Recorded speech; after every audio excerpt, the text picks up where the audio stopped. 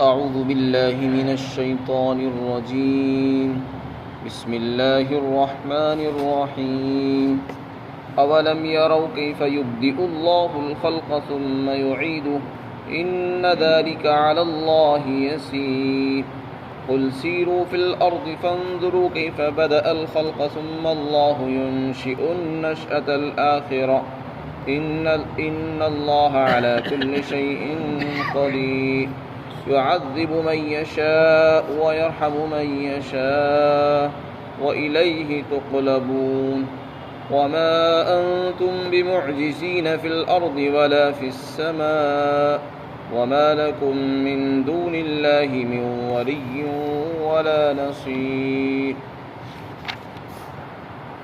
اور کیا ان مشرکین نے یہ نہیں دیکھا کہ اللہ نے مخلوق کو پہلی مرتبہ کیسے پیدا فرمایا اور پھر وہ اس کو دوبارہ بھی پیدا کرے گا؟ یقیناً یہ پیدا کرنا اللہ پر بہت آسان ہے۔ اور اے پیغمبر آپ کہہ دو کہ تم زمین میں چلو پھرو اور چل کر دیکھو کہ اللہ نے مخلوق کو پہلی مرتبہ کس طرح پیدا فرمایا اور پھر اللہ دوسری مرتبہ انہیں کیسے پیدا کرتا ہے۔ یقیناً اللہ ہر چیز پر قادر ہے۔ اللہ جس کو چاہتا ہے عذاب دے گا اور جس پر چاہے گا رحم فرمائے گا، اور تم سب کو اسی کے پاس لوٹا دیا جائے گا۔ اور تم زمین کے اندر اور نہ ہی آسمان میں کسی کو عاجز کرنے والے نہیں ہو، اور نہ ہی تم اللہ کے سوا تمہارا کوئی دوست اور مددگار ہوگا۔ اس سے پہلے سلسلہ کلام حضرت ابراہیم علیہ السلام اور ان کی قوم سے متعلق تھا۔ حضرت ابراہیم علیہ السلام کا مقولہ نقل کیا گیا تھا، بیچ میں دوسرا مضمون شروع ہو گیا اور حضرت ابراہیم علیہ السلام کا جو کلام تھا وہ آئندہ چند آیات کے بعد دوبارہ سے پھر شروع کیا جائے گا۔ یہاں پر اللہ تعالیٰ نے مشرکین مکہ کو خطاب فرمایا۔ مکہ کے جو مشرک تھے ان کا عقیدہ تھا کہ مرنے کے بعد دوبارہ زندہ نہیں ہونا، یعنی قیامت کا انکار کرتے تھے، آخرت کا انکار کرتے تھے۔ قیامت کا عقیدہ ہمارے یہاں بہت اہمیت رکھتا ہے۔ قیامت کا عقیدہ مسلمان اس پر یقین رکھتے ہیں، اور اس پر یقین رکھنے کا مطلب یہ ہے کہ وہ عقیدہ ایک ایسا عقیدہ ہے جو انسان اس کا یقین رکھتا ہے اس کے لیے گناہوں سے بچنا بھی آسان ہو جاتا ہے، حرام کاموں سے بچنا اس کے لیے آسان ہے۔ اور جس کو آخرت پر یقین ہی نہیں اس کے لیے حرام اور حلال سب برابر ہے، اس لیے کہ اس کا یقین ہے کہ مرنے کے بعد تو کچھ ہونا ہے نہیں، بس جو کچھ کرنا ہے دنیا ہی میں کر لو، اس کے بعد زندگی ختم، کوئی حساب نہیں، کوئی کتاب نہیں، اور کوئی جنت نہیں، کوئی جہنم نہیں۔ اس لیے اس کے نزدیک حرام ہو، حلال ہو، ظلم ہو، انصاف ہو، سب چیزیں برابر ہو جاتی ہیں۔ تو جتنے بھی مشرکین ہیں اور اللہ کا انکار کرنے والے لوگ ہیں، یہ شرک کرنے والے لوگ ہیں، وہ آخرت کا یقین نہیں رکھتے۔ انہیں یقین ہی نہیں کہ مرنے کے بعد دوبارہ بھی زندگی شروع ہوگی اور حساب کتاب بھی ہوگا، منع کرتے ہیں کہ بس دنیا تو یہی ہے۔ اور اگر کوئی کہتا بھی ہے تو کہتے ہیں کہ جب ایک مرتبہ انسان مر کر مٹی میں مل گیا، اس کی ہڈیاں ریزہ ریزہ ہو گئی، اب آخر اسی انسان کو دوبارہ سے کیسے پیدا کیا جا سکتا ہے جب اس کی مٹی بھی ختم ہو گئی، اس کی ہڈیاں بھی ختم ہو چکی ہیں، ان کو جمع کرنا پھر ان کے اندر روح ڈالنا یہ تو بڑا مشکل کام ہے عقل کے نزدیک۔ تو وہ اپنی عقل پر سوچتے ہوئے، اللہ کو اپنی عقل پر سوچتے ہوئے یہ باتیں کرتے تھے۔ تو اللہ تعالیٰ نے یہاں پر اس کی دلیل پیش فرمائی کہ ان سے کہو، انہوں نے یہ نہیں دیکھا کہ اللہ نے مخلوق کو کیسے بنایا۔ اب اللہ کی جو مخلوق ہے وہ بہت بڑی ہے، انسان بھی ہے، جنات بھی ہے، اس میں حیوانات بھی ہے، نباتات بھی ہے، جمادات بھی ہیں، پیڑ پودے بھی ہیں۔ صاحب روح المعانی لکھا ہے کہ یہ لوگ اگر چاہیں تو ان پیڑ پودوں کو ہی دیکھ لیں، اللہ تعالیٰ زمین میں کیسی ہریالی پیدا فرما دیتے ہیں۔ آج تم جاؤ گے دیکھو گے تو پورا کھیت ہرا بھرا ہے، اور کچھ دنوں کے بعد جاؤ گے وہ سوکھ جائے گا، اور کچھ دنوں کے بعد جاؤ گے وہ ختم ہی ہو جائے گا، پھر دوبارہ سے ہریالی آ جاتی ہے۔ تو ایک چیز اللہ نے پیدا کی، اس کو ختم کر دی، پھر دوبارہ پیدا کر دی۔ تو پیدا کرنا، فنا کرنا، یہ سلسلہ چلا ہوا ہے۔ ہر سال درختوں پر پتے آتے ہیں، وہ ختم ہو جاتے ہیں، دوبارہ پھر آ جاتے ہیں۔ زمین میں پیداوار ہو جاتی ہے، اس کو کاٹ لیا جاتا ہے، پھر دوبارہ سے پیداوار ہو جاتی ہے۔ ہر سال اناج آتا ہے، ہر سال چاول آتے ہیں، ہر سال ہر غلہ پیدا ہوتا رہتا ہے۔ تو اسی پر قیاس کر لیتا ہے، اسی کو اگر غور کر لیتا تو اس کو سمجھ میں آ جاتا کہ جب اللہ تعالیٰ ان درختوں کو دوبارہ پیدا کرنے پر قادر ہے، کل بھی کھیتی تھی وہ ختم ہو گئی، اب دوبارہ کھیتی آ گئی، تو انسان کو دوبارہ کیوں نہیں پیدا کر سکتا؟ ایک ہی پیڑ ہے، اس کے پھل آپ نے توڑ لیے، وہ ختم ہو گئے۔ جب ختم ہو گئے پھر تو یہ ہونا چاہیے کہ اب وہ پیڑ ہی بیکار ہو گیا اس کو، لیکن دوبارہ سے پھر اس میں پھل کہاں سے آ جاتے ہیں؟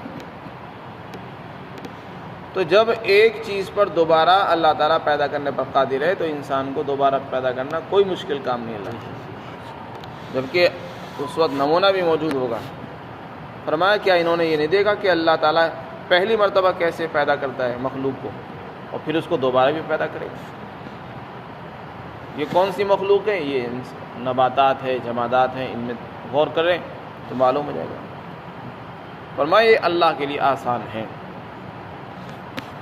پھر آگے فرمایا کہ ان کو کہو کہ وہ زمین میں چلیں پھریں۔ اللہ تعالیٰ فرماتے ہیں کہ چل کر دیکھنا چاہیے۔ بعض مرتبہ انسان اپنے گھر میں رہتا ہے تو بات سمجھ میں نہیں آتی، اور اپنے گھر کے دائرے میں، محلے میں، شہر میں کے حدود کے اندر ہی سوچتا ہے۔ جب باہر نکلتا ہے اس کی دل کی دنیا بدلتی ہے اور سوچنے کا دائرہ بھی بڑھ جاتا ہے، اور پھر وہ دور تک سوچتا ہے اور اس کی نئی نئی باتیں اس کی سمجھ میں آتی ہیں۔ تو چلنے پھرنے سے بھی انسان کی عقل بڑھتی ہے۔ تو اللہ تعالیٰ نے فرمایا ان سے کہو کہ باہر نکل کر تو دیکھیں، یہیں بیٹھے بیٹھے انکار کر رہے ہو کہ کیسے ہوگا کیسے ہوگا۔ زمین میں چل کر تو دیکھو کہ ہم نے کتنی چیزیں پیدا کر دی تھی اور وہ ختم بھی ہو گئی، پھر دوبارہ پیدا کر دی۔ کتنے ایسے محلات تھے وہ آئے، ختم ہو گئے، پھر دوسری نسلیں آ گئی۔ انسان تھے، ان کی نسلیں آئی، وہ ختم ہو گئی، ان کے بعد ان کی نسلیں آ رہی ہیں۔ اسی طرح درختوں میں ہے، اسی طرح پتھروں میں ہے، یہ ساری مخلوقات کے اندر ہوتا ہے۔ فرمایا ان سے کہو زمین میں چل کر دیکھیں کہ اللہ نے پہلی مرتبہ مخلوق کو کیسے پیدا کیا اور پھر اللہ تعالیٰ دوبارہ بھی پیدا کر دیتے ہیں۔ تو یہ سلسلہ چلا ہوا ہے۔ جب یہ سب چیزیں ہو رہی ہیں تو کیا قیامت کے دن اللہ دوبارہ نہیں پیدا کر سکتا انسان کو؟ فرمایا اللہ ہر چیز پر پورا قدرت رکھنے والا ہے۔ اب یہ جو آخرت کا عقیدہ ہے یہ بڑا اہم عقیدہ ہے۔ اگر کوئی آدمی یہ چاہتا ہے کہ میں گناہوں سے بچ جاؤں تو اس کے لیے آخرت کا یقین بہت ضروری ہے۔ اس لیے کہ جس آدمی کے دل میں یہ خطرہ ہے، یہ یقین ہے کہ مجھے اللہ کے سامنے جانا ہے، اللہ کے سامنے حاضری ہے، تو وہ کبھی گناہ نہیں کرے گا، کبھی حرام کام نہیں کرے گا اور کبھی شرک نہیں کرے گا۔ تو یہ آخرت کا عقیدہ ایسا عقیدہ ہے جس کے لیے کسی پولیس کی ضرورت نہیں، کسی زور ڈالنے کی ضرورت نہیں، کچھ کہنے کی ضرورت نہیں۔ بس انسان کے دل میں آخرت کا یقین، اللہ کا استحضار، آخرت کی جواب دہی پیدا کر دی جائے کہ تم کو اللہ کے سامنے جواب دینا ہے۔ جب بھی دل میں گناہ کا خیال آئے تو یہ کہے کہ اللہ دیکھ رہا ہے اور مجھے اللہ کو منہ دکھانا ہے۔ اگر میں گناہ کروں گا یا کوئی حرام کام کروں گا تو پھر اللہ کے سامنے کیسے جواب دوں گا؟ جب انسان ہر وقت یہ سوچے گا تو کبھی گناہ نہیں کر سکتا۔ پھر آگے فرمایا اللہ جس کو چاہے گا عذاب دے گا، جس پر چاہے گا رحمت دے گا۔ وہاں کی حاضری تو یقینی ہے۔ اب جس پر اللہ کی بخشش ہو جائے گی اس کو معاف فرما دیں گے، جس پر چاہیں گے عذاب دیں گے۔ فرمایا تم سب کو لوٹ کر وہیں جانا ہے۔ کوئی آدمی یہ سوچے کہ بس میں تو دنیا میں ہی کہیں رل جاؤں گا اور میں چھپ جاؤں گا اللہ سے اور فرشتوں کی پکڑ سے باہر ہو سکتا ہوں، چھپ جاؤں گا، جیسے دنیا میں انسان چھپ جاتا ہے، پولیس کی پکڑ سے چھپا رہتا ہے، حکومت سے بچ جاتا ہے، سفارشوں کے ذریعے سے، پیسے دے کر، رشوتوں کے ذریعے سے اپنے آپ کو چھڑا لیتا ہے، جان بچ جاتی ہے۔ آخرت میں ایسا نہیں ہوگا۔ فرمایا سب کو لوٹ کر وہیں جانا ہے، سب کو لوٹایا جائے گا وہیں، کوئی بچ نہیں سکے گا۔ اور کوئی یہ سوچے کہ میں زمین کے کسی کونے میں چھپ جاؤں گا یا آسمان میں کہیں اڑ جاؤں گا، فرمایا زمین اور آسمان میں کہیں کوئی اللہ کو عاجز کرنے والا نہیں، کوئی اللہ کو تھکا نہیں سکتا، بلکہ ایک ایک کو چن چن کر وہاں پر حاضر کیا جائے گا قیامت کے دن۔ اور اس دن تمہارا کوئی مددگار نہیں ہوگا، نہ کوئی دوست کام آئے گا، نہ دوستی کام آئے گی، نہ مددگار ہوگا اللہ کو چھوڑ کر، اللہ کے سوا۔